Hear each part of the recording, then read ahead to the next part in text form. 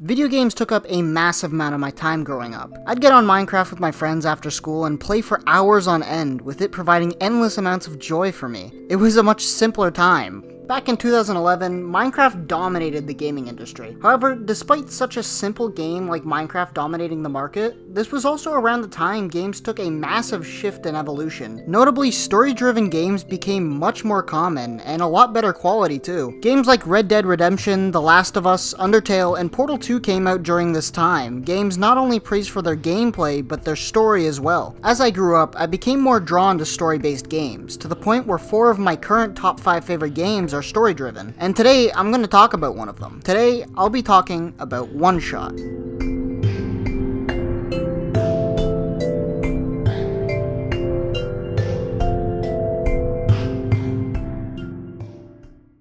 One Shot is a game that does everything really good, but it has an element in it that is used and executed to perfection. And this one element elevates the entire game, but more specifically the story. In order to explain what this element is and why One Shot used it so well, I first need to talk about why games are such a unique medium in the first place. Games are such a unique medium because it uses immersion in a way no other mediums can replicate. Sure, you can get immersed in the world of a book or a movie, however, games give us that immersion by putting us in control. No longer are we hearing the thoughts of others in a world they are exploring, we're hearing our own thoughts in a world we're exploring. Everything that happens in the game is a direct result of your input, and all games do this on a very basic level. In every shooter game, you're in control of your character. You made that kid halfway across the world rage because you camped in a corner. And this immersion makes the game fun, making us all feel achieved when we win or frustrated when we fail. Now, in my opinion, where immersion is really utilized is in story-based games, in which instead of watching a story play out, you are actively continuing the story and experiencing it unfold. Stories full of characters, mysteries, and discoveries feel all the more connected to us thanks to this immersion. Now, despite what I just talked about, there is actually a disconnect in games, and that is the use of us playing an already developed character. When I'm playing Red Dead Redemption 2, I don't actually believe that I just tied that guy up, put him on a train track, and watched him get run over, because the entire time I'm doing it, I see myself as Arthur Morgan.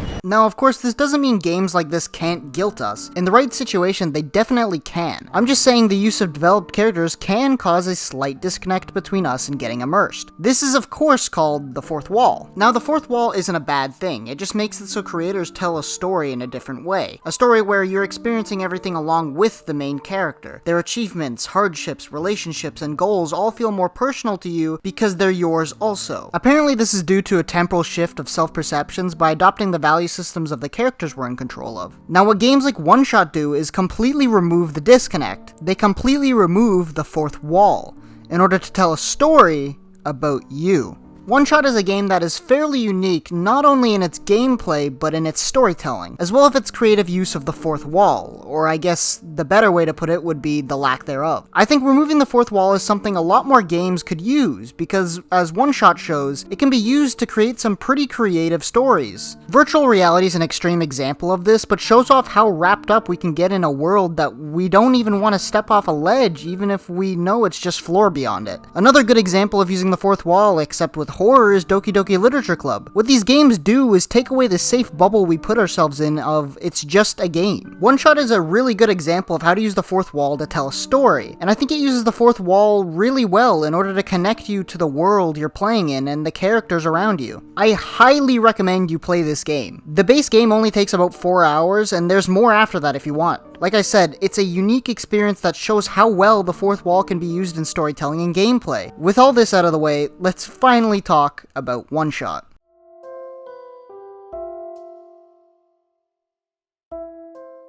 This is pretty much the only category I can talk about without spoilers, but a game wouldn't be really good without multiple really good factors, including game design. And the game design here is really good. Now, I'm no game expert, so game design for me boils down to 3 things: music, art, and gameplay. First, I love the soundtrack for this game. It sets the mood for the game so well. The soundtrack sets the tone for all the areas and characters so well that when you enter a new area or meet a new character, you'll already know what to expect. Seriously, I can't praise this soundtrack enough. I don't really know all the terms, so I'm kinda just going off feeling, but it's seriously really good. I have like a lot of the songs on my playlist. Props to Night Margin and Michael Schur, as the soundtrack tells the story just as well as the game does. The visual design of the game is also pretty good. All the areas feel really unique and different, and it really adds to the story. The character designs look good and add to the uniqueness of the areas in the world. Also, they'll frequently have frames of art that always look really good and always happen at just the right moment to further the experience. And I don't know what it is about the art specifically, but it just fits really well with the style of the game, its story, and its characters. Finally, the gameplay. At its core, it's just like most top-down 2D puzzle games, with most of the puzzles in-game consisting of finding items and combining them, which is also a pretty creative way to encourage exploration and talking to characters. These puzzles can also be surprisingly challenging when figuring out what you need and what you need to combine it with, especially on your first playthrough. Controls are simple and the game runs smoothly. Overall, it's a great solid game design to go along with the unique trait it has with its storytelling. So without further ado, let's get into that.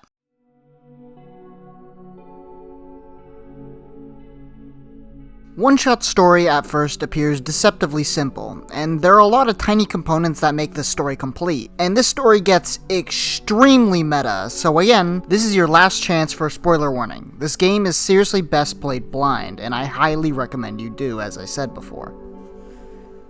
The game starts you in a dark house, with the main character appearing confused as to why they're there. After solving a pretty simple puzzle, we turn on a computer in the room. This computer then tells us a few things. The world we're in is apparently very close to dying, and our primary mission is to help Neko leave, and we only have one shot. After this, the door to the rest of the house opens up, in which we're introduced to the first type of puzzle we find in this game, which are the find stuff and combine stuff puzzles. These puzzles start off pretty easy early on, but actually get quite a bit more difficult as you progress. After finding a key to the basement, Neko walks down a long set of stairs, and a long hallway. At the end of said hallway is a light bulb. Picking up this light bulb makes the light bulb glow. It also has the description, a large light bulb. It's the sun. The light bulb lets us out of the house and into an area called the Barrens, because, well, the area is very barren.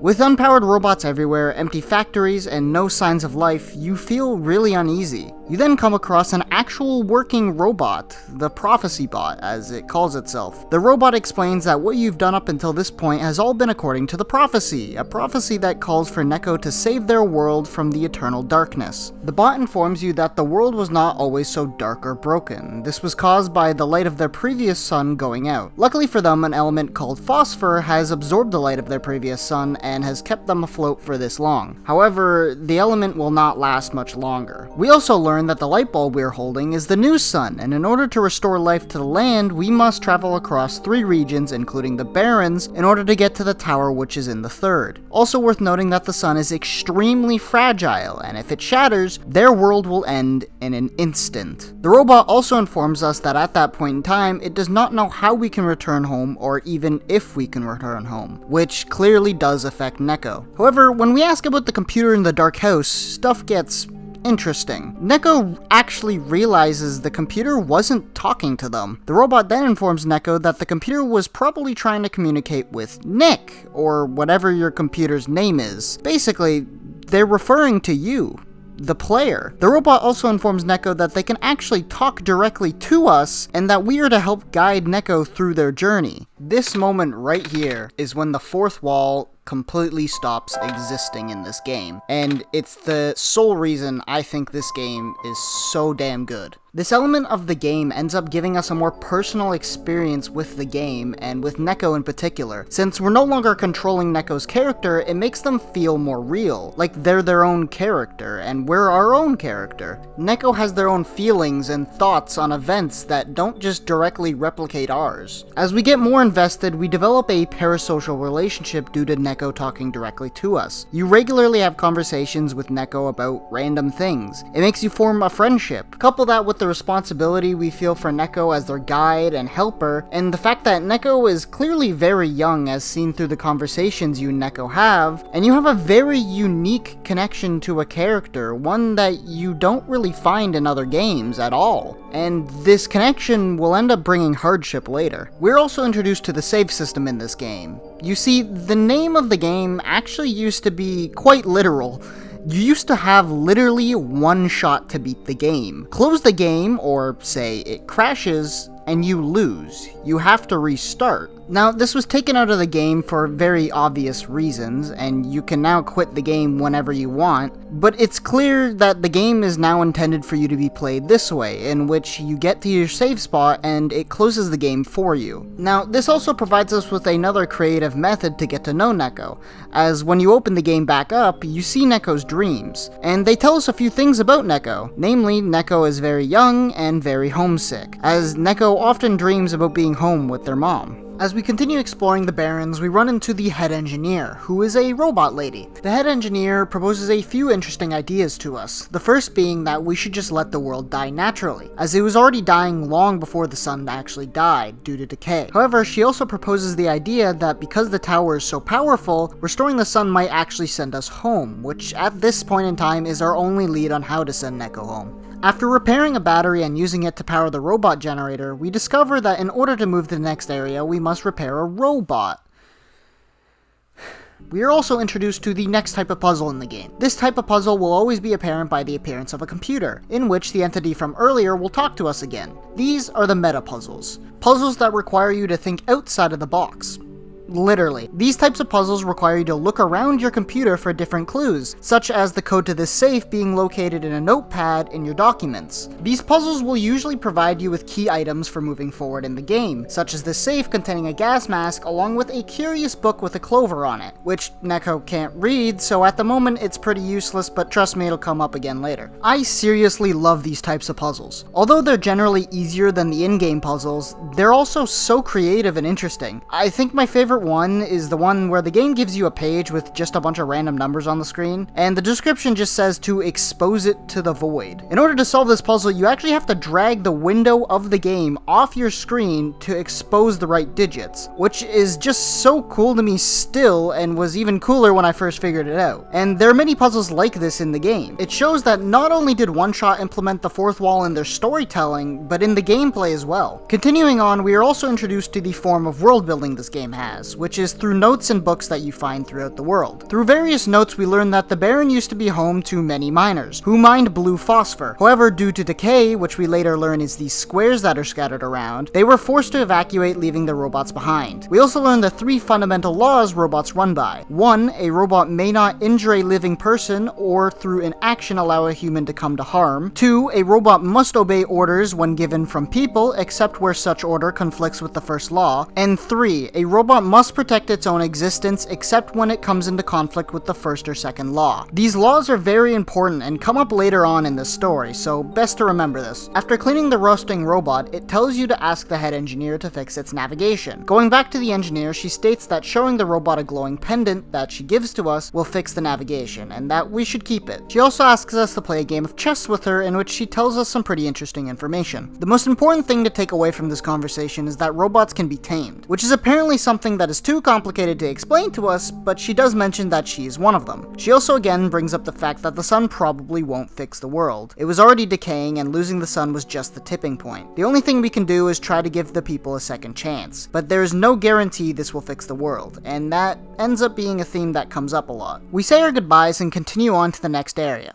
The Glen. Contrary to the Barrens, the Glen is actually populated by many people. However, the infestation of these squares is a lot more evident, though the area is a lot more populated by greenery and animals. Through talking with the residents, we discovered that a lot of them actually do believe in us and trust us to save the world, with some even counting on us, not just Neko. Though there are some people who remind us and replicate the head engineer's thoughts, but even they say that they would much rather see the sun back. We also meet a worried brother who is looking for his younger sister. Eventually, we come across a giant robot called the Guardian, who says we can get to the tower through a doorway to the Refuge. To pass, we would need to sign our name, and thus begins our quest for a goddamn pen. Along the way, we notice quite a few entrances are blocked by vines, which is even more true for the ruins, in which we find a very clearly worn down plant girl. Even Neko notices the state of her condition. She refuses medical aid, but asks for a request, to be lent the sun for a bit. She hasn't felt it for quite a while, and she states that it won't save her, she just wants to experience it one last time. Before we leave her, she removes the vines around the glen. Lucky for us, not having the sun allows us to solve some other puzzles we came across earlier. After solving a maze with another really cool meta puzzle, we end up finding that person's sister from before. After reuniting them, we get invited to their home and we get some more information. First, the brother's name is Calamus and the sister's name is Alula. And aside from Neko, they are my favorite characters in the entire game. We also learn that anyone who touches the square stuff, quote,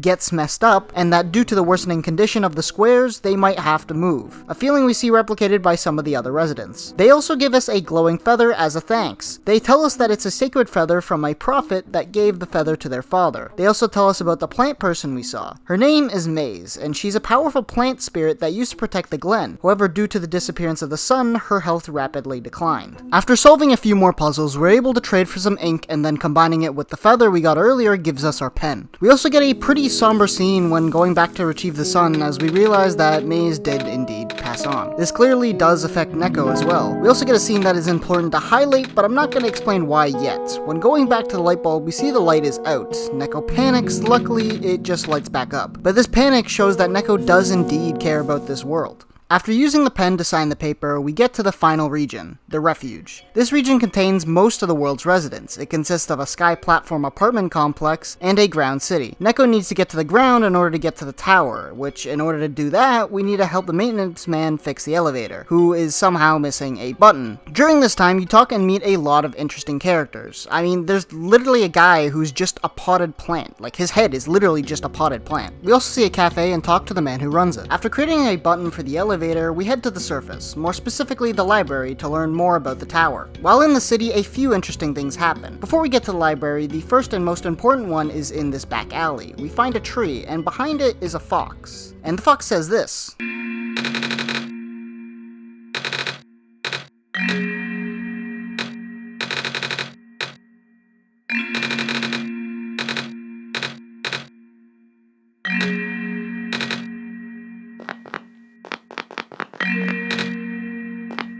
Which is pretty mysterious, but we'll get back to that later. Entering some laboratories we find a few things. One, scientists are definitely panicking, not only because of the squares, but also just because of a decrease in phosphor levels. It becomes clear that this world is not going to last long without the sun. We also meet Dr. Silverpoint, a scientist who is mentioned back in the Glen. She tells us her name is Kip and that she also created the head engineer robot from the Barrens. In order to help us get to the head librarian, she gives us her library card. After solving a few more puzzles and getting our picture taken, we go to the library with our new library card. Now, the library has a massive info dump in the form of reading books. It has books that go more in depth about phosphor and the world itself, but I think the most important thing to take away is that almost all the books in the library have the same author, who unfortunately is just named the author. Another important thing to note is that his primary symbol is a clover. After entering the back of the library, we meet the head librarian, whose head is also just a gigantic die. She's also super radical, dude. After giving the librarian the clover book we got back in the Barrens, she says she'll translate it for us and we get to use our final save point. And something interesting happens in this dream. The dream starts off normal, clearly showing Neko is still homesick. However, this time, Neko suddenly gets a horrified look on her face. Slowly panning over, we see the light bulb is smashed. What this dream and the scene earlier in the Glen shows us is that Neko truly does care about their mission as a savior, and is suffering the burden of the weight that comes with being able to end the entire world in an instant. A burden which is clearly starting to get to the, again, very young Neko.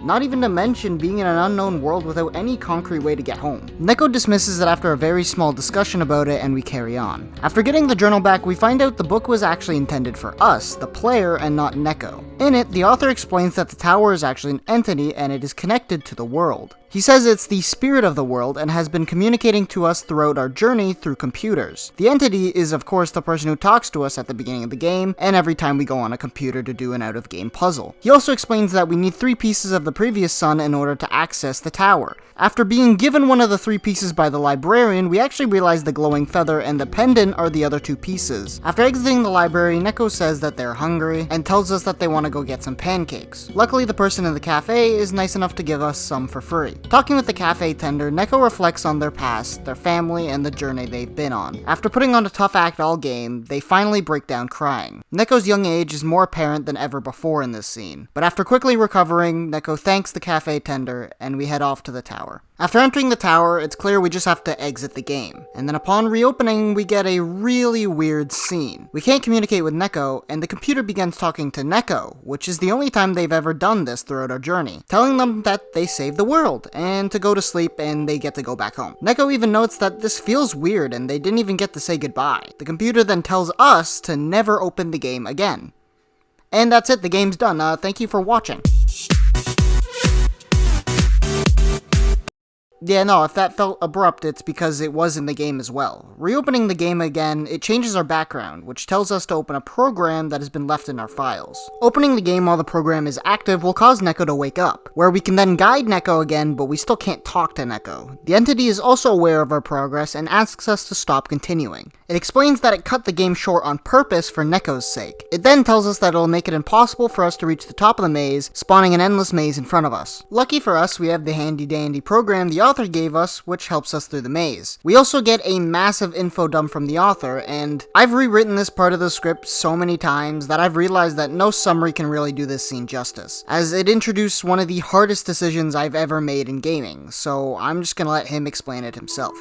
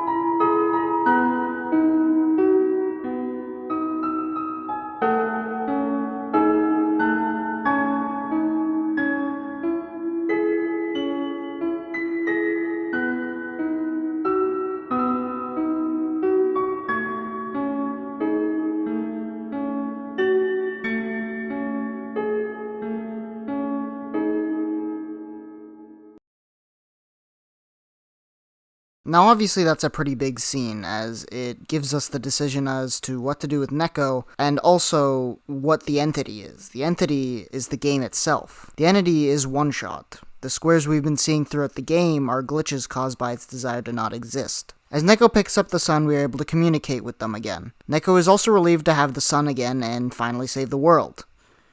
The next scene is one I'm also just going to let play out, as it's the final scene before we get to the tower in which we talk to the entity one last time.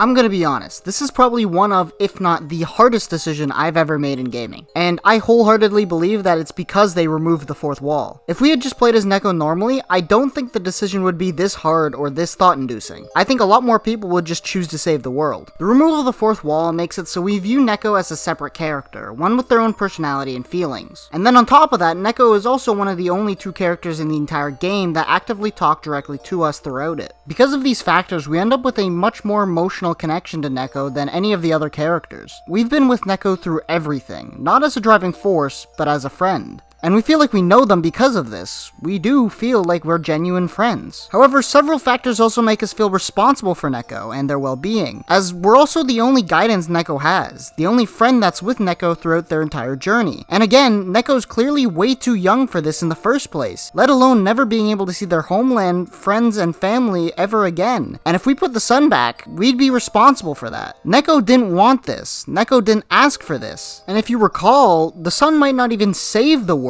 We might be leaving Neko in a world that's going to die anyways. However, on the other hand, this connection to Neko makes it so we feel their connection to the world, and we can see that Neko doesn't want the world to end, not even to mention being responsible for it. Neko wants to save the world. We've seen all the characters helping Neko, befriending Neko, and having a life, hopes, and dreams of their own, all of which are depending on us, and after we promise to fix the world, it feels horrible to be the cause of the end of it all. Even though they are implied to be fake, they don't feel that way, and on top of that, the author still clearly believes in in the world. We would be responsible for ripping away their second chance, and we would have to carry that burden. All these thoughts and emotions are invoked because the writers simply removed the fourth wall. This dilemma is nowhere near as hard when we don't see Neko as a separate person, since in those games, we feel like we're the protagonist. We can do whatever we want, including being a hero and facing the quote-unquote burden of it. But in this case, the burden would be placed on our closest friend.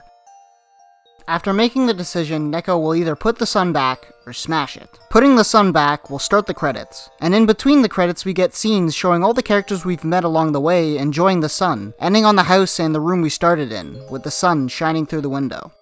Shattering the sun will lead to the world going dark instantly, and we get a final conversation with Neko, who states that they see a light at the end of the tunnel, and here's their mom calling to them. We say our goodbyes, Neko says they're glad to have met us, thanks us, and then in one of the best scenes I've ever had in gaming, literally walks off of our screen.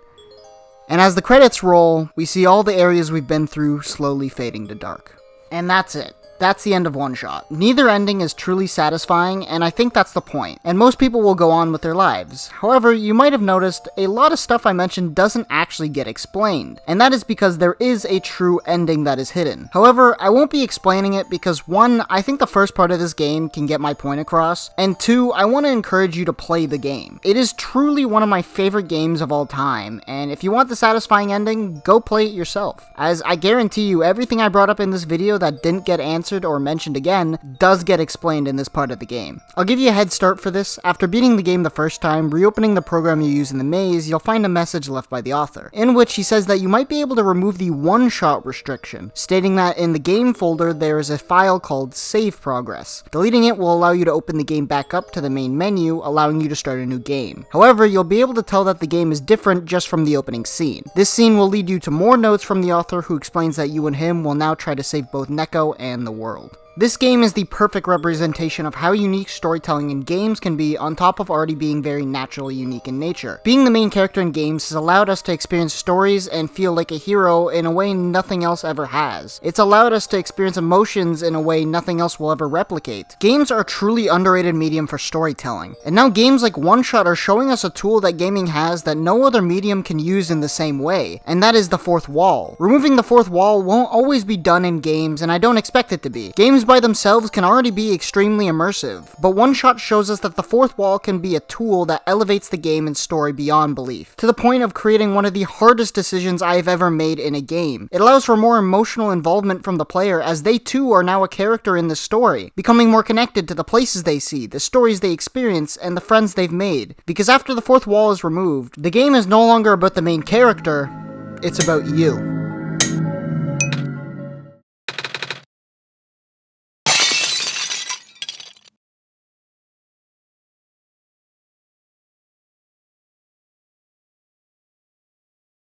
Well, that was my first attempt at what I guess is a video-style essay breakdown of a game. I hope it came out good and I hope you enjoyed it, as making the script for this was very hard. As I mentioned, I went through a lot of rewrites due to the story summary and how I explained it, and also, not talking about the Solstice run is actually something I decided last minute, as the script was getting insanely long. This is my first attempt at this kind of stuff, and my inexperience probably shows, but I really just wanted to make a video talking about one of my favorite games and the thing that made it so good. If this video turns out well, I'll probably make one on Outer Wilds, as I just played through that game while I was making this video, and that is an actual masterpiece of a game. Oh yeah, I also scrapped the Five Nights at Freddy's Security Breach video, because, well, as I discovered, I'm not the best at being funny while I'm alone. That said, I do have a few things planned. For my anime viewers, I'm gonna make a video on the winter season recap, which is just gonna be my opinions on shows you should watch, and my personal recommendation for a show that might have gone overlooked. Like I said, I would also like to do more videos on games that I like in general, and I'm also gonna tell you now that the big project I mentioned in my last video is actually a video on the history of the Philadelphia Fusion, which is my favorite Overwatch League team. Anyways, I want to thank you all for watching this very long video. I put a lot of work into it, so if you enjoyed, it would mean a lot to me, and I hope you have a dandy rest of your day.